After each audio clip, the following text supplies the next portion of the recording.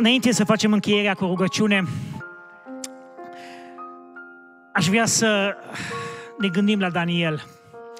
Daniel a fost considerat cel mai periculos om din împărăție, datorită faptului că era un om al rugăciunii. Rugăciunea consistentă, cum spunea, constantă, în permanență, rugăciunea cu privirea către Ierusalim. El știa că templul este distrus, țara lui este distrusă, împăratul este mort, dar el continua să se roage. De ce? Fiindcă Dumnezeu era suveran peste istorie. În ciuda faptului că la prima vedere îl vedem ca și un om care e o victimă a politicii babiloniene de a reloca populația în altă parte, Dumnezeu își arată în istorie planurile sale.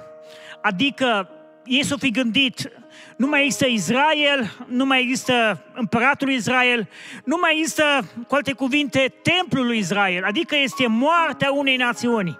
A trebuit să moară națiunea lui Israel ca să se nască ce? Biserica. Amin. La fel a făcut Hristos, nu? Hristos ce a făcut? A avut 3 ani și jumătate o lucrare mesianică și când a murit pe calvar au zis gata, s-a terminat cu el. Dar de fapt a fost noul început. Învierea lui a fost un nou început pentru biserică. Glorie Domnului! Aș vrea să înțelegem, noi, biserica, suntem binecuvântați de Daniel.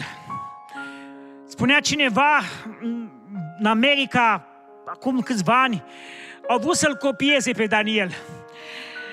Și a ținut postul lui Daniel cu toată biserica. Nu doar postul cu verdețuri, dar din punct de vedere al lăcomiei, din punct de vedere al răutății, din punct de vedere uman, și-au plecat urechea și viața către Dumnezeu. Și Dumnezeu a dus o trezire puternică în acea țară, în acea biserică. De ce? Fiindcă au făcut întocmai după cuvântul Dumnezeu. La fel și noi astăzi, există speranță pentru biserica aceasta, pentru noi. Dacă vom continua să ne rugăm, ca și Daniel, vom deveni cei mai oameni de succes. În această seară s-a vorbit de invidie. Daniel a făcut un mare lucru, a transformat durerea lui de victimă în mare triumf. Noi, în loc să ne identificăm ca și copiii ai marelui împărat, ne victimizăm, suntem români, suntem săraci, suntem vai de noi. Noi, dacă știm cine suntem în Hristos, Dumnezeu ne poate folosi pentru împărăția Lui. Hai să ne rugăm, că vine să predic.